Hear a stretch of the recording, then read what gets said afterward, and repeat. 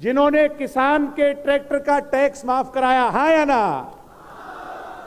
क्या आप उस युवा से मिलना चाहते हो जिन्होंने 75% आरक्षण प्राइवेट क्षेत्र में लागू करवाया, हाँ या ना? क्या आप उस युवा से मिलना चाहते हो? मेरी बहनों से पूछ रहा हूं, सिर्फ तुम रुक जाइयो पीछे वाले। पंचायतों में हरियाणा में 50% रिजर्वेशन सिर्फ महिलाओं के लिए करवाया, आप उससे मिलना चाहते हो? क्या आप उससे मिलना चाहते हो मेरी बहनों जिन्होंने 33% रिजर्वेशन डिपू होल्डर्स के अंदर महिलाओं के लिए करवाया, हाँ या ना? क्या आप उस भाई से मिलना चाहते हो? आप सबसे पूछ रहा हूं, जिन्होंने एक लौ जलाई है जिनमें चौधरी देवीलाल जी का अक्स नजर आता है। क्या आप उस नौजवान से मिलना चाहते हो जो आप नौजवानों के लिए इस देश के अंदर व्यवस्था परिवर्तन की आवाज उठा रहा है, हाँ या ना? तो मैं स्वागत करना चाहूंगा, अभिनंदन करना चाहूंगा भाई दुष्यंत सिंह चौटाला जी का। उनको बुलाना चाहूंगा और वो आए, उससे पहले जोरदार तालियां लगा बजा करके भाई दुष्यंत चौटाला जिंदाबाद। ऐसे काम नहीं चलेगा। अगर अपने नेता का हौसला बढ़ाना है तो दोनों हाथ उठाकर भाई दुष्यंत चौटाला जिंदाबाद। अभी भी कमी है इस तरफ, भाई दुष्यंत चौटाला जिंदाबाद। भाई दुष्यंत तुम आगे बढ़ो, भाई दुष्यंत तुम संघर्ष करो, भाई दुष्यंत चौटाला जिंदाबाद। एक बार जोर से लगा दो, भाई दुष्यंत चौटाला जिंदाबाद, भाई दुष्यंत चौटाला जिंदाबाद जिंदाबाद जिंदाबाद। सबसे पहले पगड़ी पहना करके राजस्थान की शान, राजस्थान की सारी इकाई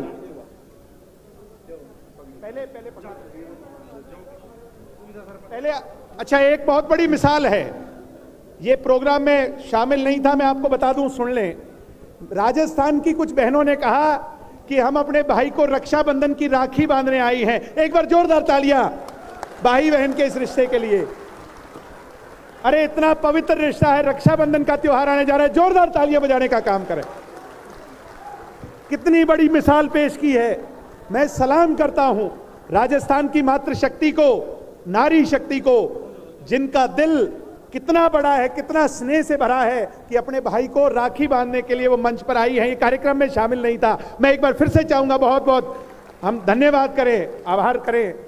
और राजस्थान की इकाई भाई प्रदेश अध्यक्ष महोदय ऋतुराज जी पगड़ी पहना करके, भाई दुष्यंत सिंह चौटाला जी और प्रदीप देसवाल जी भी सहयोग करें भाई।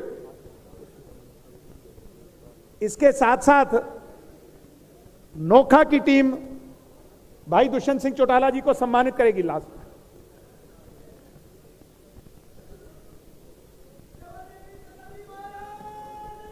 जय जय जय। ये लड़का जो नारे लगा रहा था, भाई तू आजा, तू ही लगा दो नारे, आजा यहां, आजा आजा आजा आजा। अरे ये मंच तुम्हारे लिए है, मेरे लिए नहीं है, तुम्हारे लिए मंच है। आजा आजा भाई, आने दो नौजवान को, आने दो भाई। और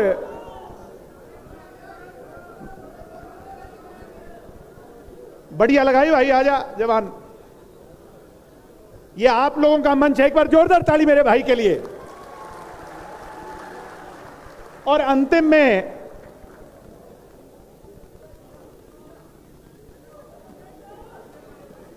तुम ही दो, महाराजा सूरजमल जी का एक स्टैच्यू देकर के भाई दुष्यंत सिंह चौटाला जी को सम्मानित कर रही है इनसे इकाई राजस्थान की। जोरदार तालियां बजा करके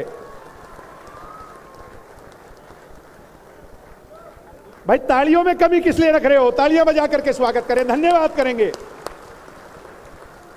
यही तो इंसो है, यही तो आपका जोश है भाई। आजा तेजा जी महाराज के दो बढ़िया नारे लगा जाओ। आप सभी मेरे साथ तेजा जी महाराज की जय करे लगोगे। जय बोलिए सत्यवादी वीर तेजा जी महाराज की, जय बोलिए खरनाड़ के लाल की, जय बोलिए तेजा धोलिया जाट की, जय बोलिए वीर तेजा जी महाराज की, महाराजा सूरजमल अमर रहे, महाराजा सूरजमल अमर रहे, ताऊ देवीलाल अमर रहे। एक बारी और भाई, जय बोलिए वीर तेजा जी महाराज की, जय बोलिए खरनाड़े के लाल की, जय बोलिए तेजा धोड़े जाट की, दुष्यंत चौटाला जिंदाबाद, जिंदाबाद जिंदाबाद, जोरदार तालियां बजा कर।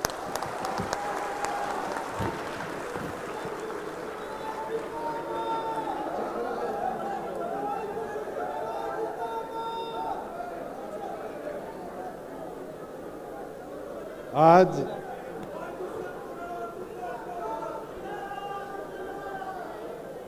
जयपुर की इस पावन धरा पर इस देश के उस सपूत जिसने इस देश को राष्ट्रगान दिया, रविंद्रनाथ टैगोर जी के नाम पर ये टैगोर ऑडिटोरियम की इस पावन धरा पर इंडियन नेशनल स्टूडेंट ऑर्गेनाइजेशन के 20वें स्थापना दिवस के उपलक्ष्य में आज राजस्थान, हरियाणा, पंजाब और उत्तर प्रदेश के अलग अलग यूनिवर्सिटी कॉलेजों से आए छात्र साथियों, हमारे हरियाणा के प्रदेशाध्यक्ष सरदार निशांत सिंह जी, गुजरात के प्रदेश अध्यक्ष बच्चन सिंह जी, पार्टी के हमारे दोनों राष्ट्रीय वरिष्ठ उपाध्यक्ष डॉक्टर केसी बांगड़ जी, अनंतराम तंवर जी, राजेंद्र लेतानी जी, हरियाणा सरकार में मंत्री अनूप जी, विधायक कमरजीत जी, पूर्व विधायक पृथ्वी जी, डॉक्टर भारद्वाज जी, डेयरी डेवलपमेंट के चेयरमैन रणधीर जी, इंसो के राष्ट्रीय अध्यक्ष भाई प्रदीप जी, राजस्थान इंसो के प्रदेश अध्यक्ष भाई ऋतुराज जी, हमारे बीच में मौजूद जेजेपी के इंसो के तमाम वरिष्ठ पदाधिकारीगण, अपना प्यार स्नेह इंसो के प्रति देने यहाँ पर आए, हमारे सिंगर साथी बी पराग जी, अल्फाज जी, हरसिमरन जी, गिरीक जी, एमडी फाजिलपुरिया भाई, तमाम हमारे छायाकार, पत्रकार, कलाकार साथीगण और इतनी तादाद में इस ऑडिटोरियम को गदागद भरने वाले मेरे युवा साथियों, भाइयों बहनों, मेरे लिए एक सौभाग्य है, जब इंसो की नींव रखी गई, जब मैं स्कूल में पढ़ता था 2003 में, और 3 से लेके इस 20 साल का सफर बड़ा रोमांचक रहा। बहुत से ऐसे साथी जो उस समय इंसो में थे, आज अलग अलग विधानसभाओं के सदस्य भी हैं। बहुत से ऐसे छात्री हैं जिनने इंसो से ट्रेनिंग लेकर दूसरे दलों में भी अपनी जगह बनाई और कामयाब रहे। मगर वो दिन भी नहीं भूलता जब दिल्ली यूनिवर्सिटी के चुनाव में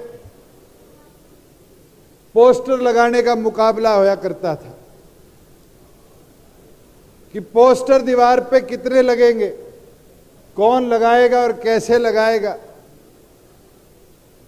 और रात को 11 बजे एक दीवार पूरी हम हरी पीली करके आया करते थे और अगले दिन सुबह देखते थे दूसरा भर के चला गया, फिर दोबारा लगाओ, फिर भर के चला गया। उससे लेकर चाहे इंसो के प्रोग्राम ताल कटोरा स्टेडियम के कराने का मौका मिला, जीजेयू में कराने का मौका मिला, एमडीयू में कराने का मौका मिला, कुरुक्षेत्र में कराने का मौका मिला, और आज ये भी सौभाग्य है कि इस छात्र संगठन का 20वां स्थापना दिवस राजस्थान की इस पावन धरा पर राजस्थान यूनिवर्सिटी के इस प्रांगण में बनाने का मौका मिल रहा है।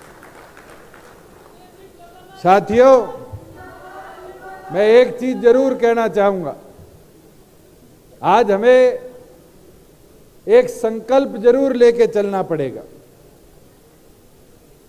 पहला, इंसो का विस्तार हम कैसे करेंगे। मैं चाहूंगा प्रदीप और ऋतुराज मिलकर ये संकल्प ले कि 27 तारीख को होने वाले आपके छात्र संघ के चुनाव के अंदर 26 को, इसमें क्या भागीदारी इंसो की रहेगी, कहां कहां चुनाव लड़ेंगे, इसकी तैयारियों में आज से जुट जाए। वही दूसरी ओर तमाम जितने यूनिवर्सिटी कॉलेजेस अलग अलग जिलों में हैं, जैसे प्रदीप ने अपने भाषण में कहा 33 के 33 जिलों में, मैं तो चाहूंगा कि 33 के 33 जिलों में संगठन का विस्तार पूरी तौर पर आप करो, चाहे आपको अगले साल के चुनाव तक मेहनत करनी पड़े, मगर साथियों मेहनत का रंग आपको जरूर दिखेगा, और वो रंग ऐसा होगा जो इस प्रदेश में छात्र के हितों की लड़ाई को एक ताकत देगा। मुझे याद है, मैं सांसद था, जीजेयू के अंदर मैंने एडमिशन लिया और एमए मास कम्युनिकेशन की पढ़ाई शुरू करी।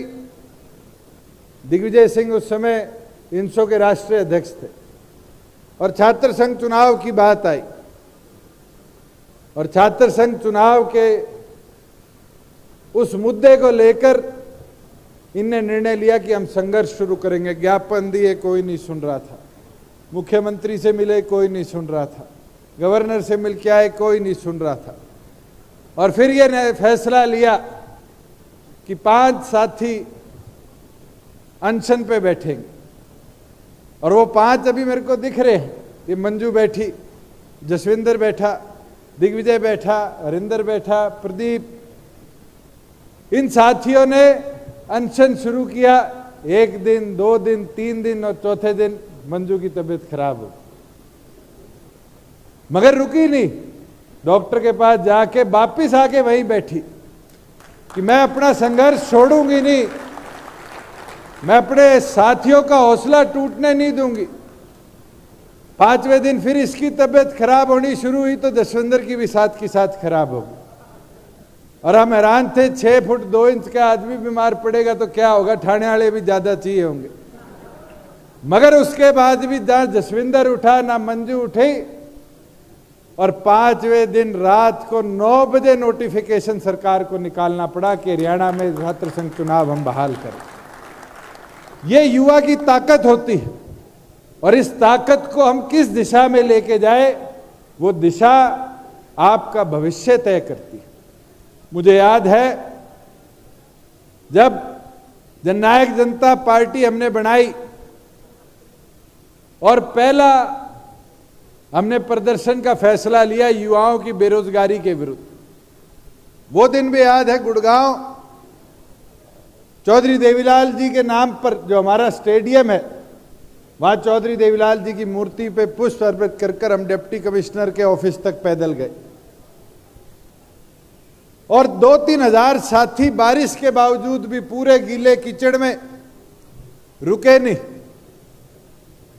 और डिप्टी कमिश्नर के ऑफिस के गेट के बाहर जाकर नारे लगाने लग गए।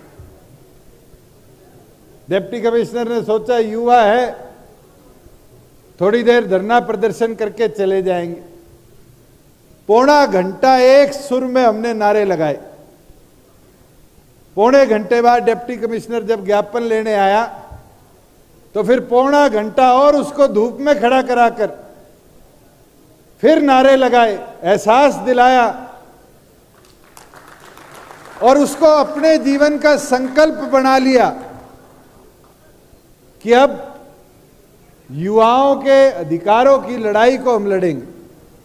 और उस समय वादा किया था, मुझे याद है, 75% रोजगार का अधिकार हमारा होगा हरियाणा में। मेरे को बहुत से लोग कहते कानून है, इतनी जल्दी नहीं बनेगा, कोर्ट स्टे कर देंगे। मैंने कहा कानून तो चौधरी देवीलाल जी ने भी बनाया था।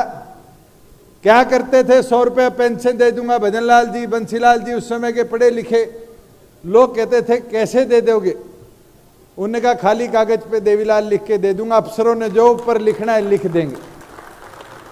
हमने 75% की बात रखी और उस 75% की बात को मजबूती से अपने इलेक्शन एजेंडा में लेकर आगे बढ़े। और आज गर्व के साथ कहता हूं, सरकार में हूं, मुमकिन हो पाया। मुझे भी पता है कितने दिन कभी एलआर के, कभी एजी के, कभी किस वकील के ओपिनियन ले लेकर फिर ये फंसा दिया कि राष्ट्रपति तक जाएगा। उसकी लीगैलिटी चेक कराई, गवर्नर से उसको असेंट कराया और हरियाणा प्रदेश में 75% रिजर्वेशन फॉर लोकल कैंडिडेट्स लाने का काम किया। और अभी ये पत्रकार साथी ये बात कह रहे थे कि जी 75% राजस्थान में भी ले आओगे क्या?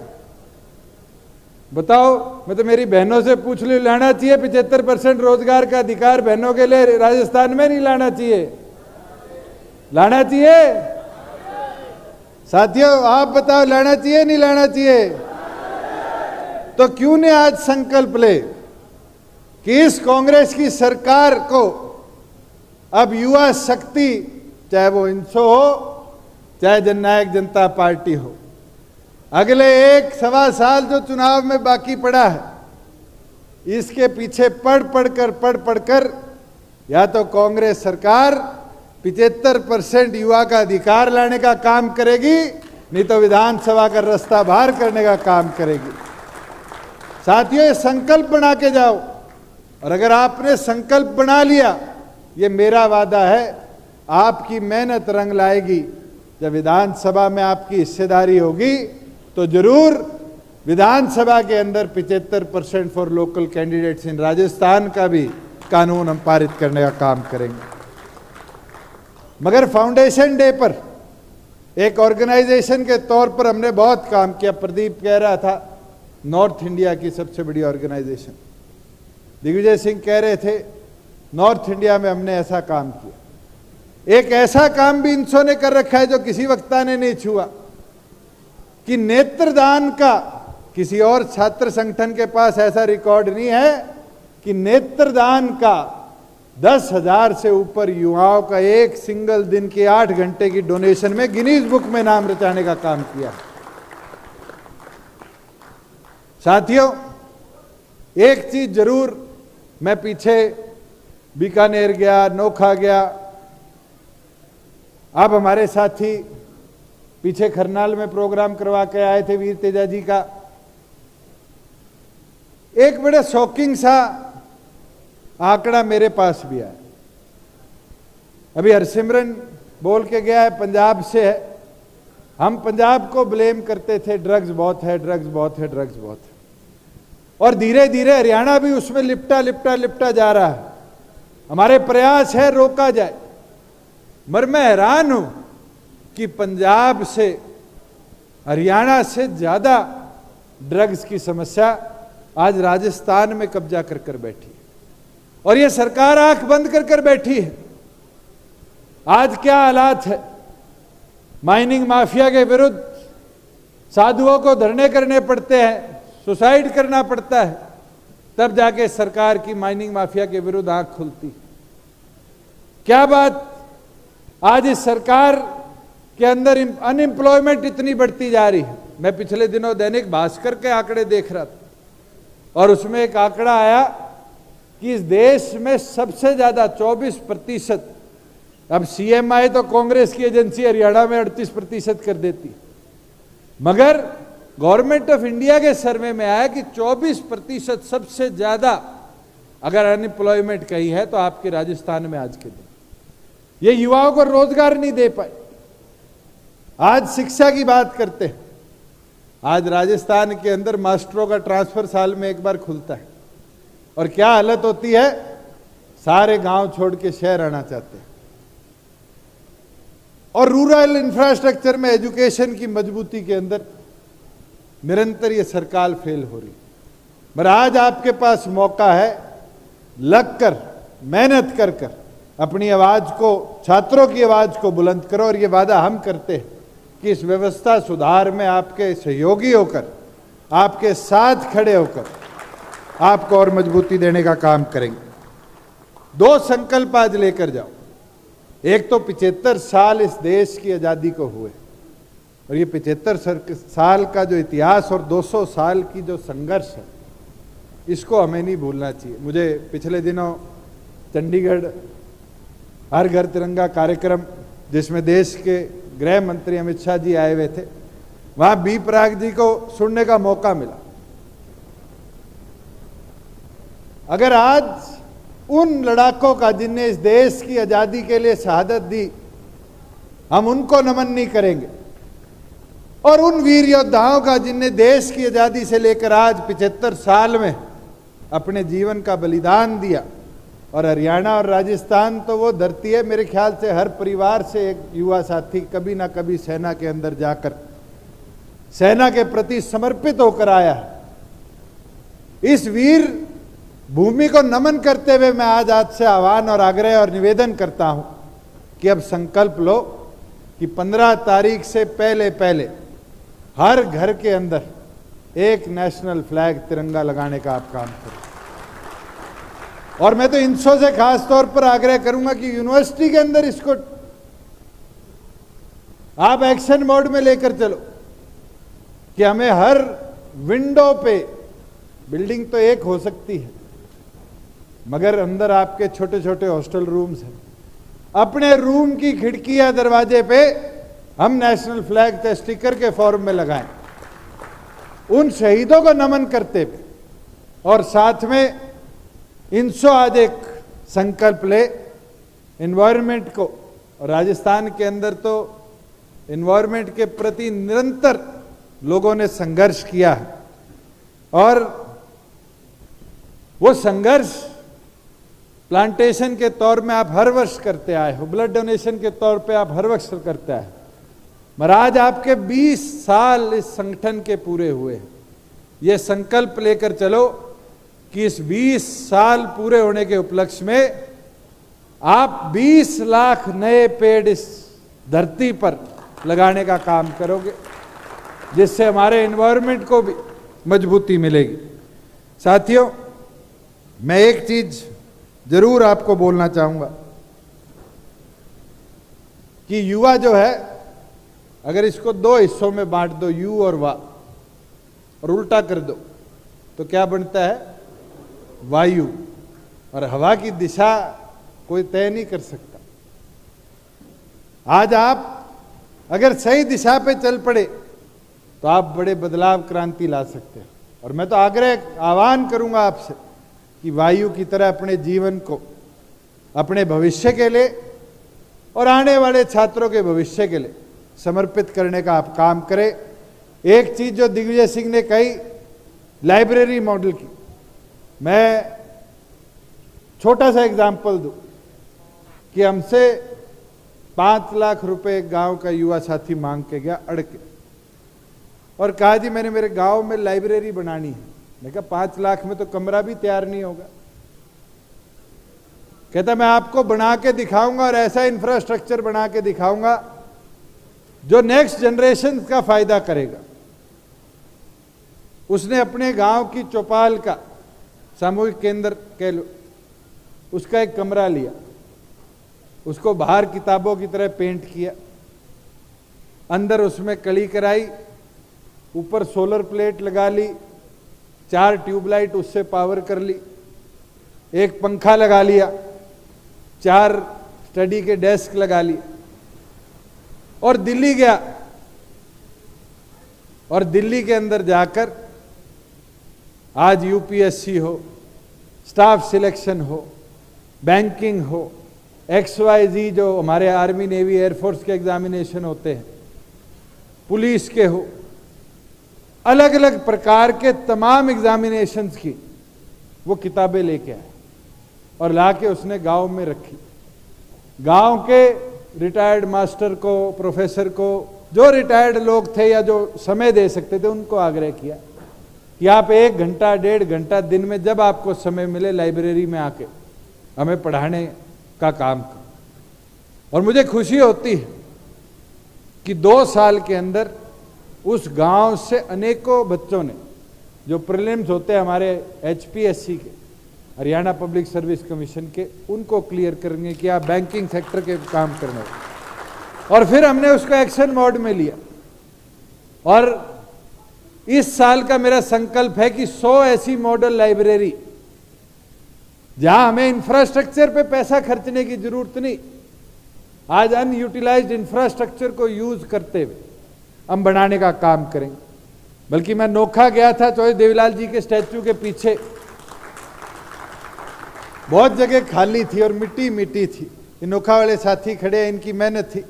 मैंने एक बार कहा, मैं पैसा मैं भिजवाऊंगा, मगर आप लाइब्रेरी बनाओ। कभी आपका बीकानेर से नोखा जाने का मौका मिले, करनी माता मंदिर के दर्शन करने जाओ तो थोड़ा सा आगे है, वो आप इंफ्रास्ट्रक्चर देख के आना। गांव वालों ने मेहनत करी, हमने किसी ने वहां दोबारा जाने का काम नहीं किया, सिर्फ इनॉग्रेशन में मैं जाके आया था। मगर मुझे लगता है राजस्थान की सबसे सुंदर रूरल और शायद वैसी अर्बन भी लाइब्रेरी नहीं होगी, नोखा में इन लोगों ने बनाने का। आज इनने अपनी मेहनत से वहां कंप्यूटर लगाए, वहां पर देश भर के अलग अलग एग्जामिनेशंस की बुक्स के, चाहे मध्य प्रदेश के हो, राजस्थान के हो, हरियाणा के हो, एग्जामिनेशन की बुक्स ला के छोड़ दी। और एक नोखा नोखा ही नहीं, आसपास के 20 गांव के रिटायर्ड लोगों को इंडल्ज किया कि वो आकर उस टीचिंग फैसिलिटी में अपना साथ दे। और ये कॉन्सेप्ट होता है, हम कहते हैं स्टार्टअप है, स्टार्टअप है। मैं तो कहता हूं रूरल स्टार्टअप लाइब्रेरी का अगर कोई एग्जाम्पल है तो नोखा की लाइब्रेरी है, और इनने वो करने का काम किया। मैं तो दोबारा वीर तेजा जी की इस धरा को नमन करते हुए, वीरों की इस धरती को नमन करते हुए आप सबका आभार प्रकट करता हूं, धन्यवाद करता हूं कि आपने 20वें स्थापना दिवस के इस उपलक्ष्य में अपना प्यार, स्नेह इनसों के प्रति देने का काम किया। और मैं आग्रह करूंगा हमारे साथी बी पराग जी से कि वो ऊपर आए और एक बार जो देशभक्ति के प्रति, देश के प्रति जो इनने एक गाना गाया था, उसको आप लोगों के बीच में रखने का काम करें। क्योंकि मुझे लगता है आज 75 वर्ष के अंदर हमें उन साथियों को भी याद करना चाहिए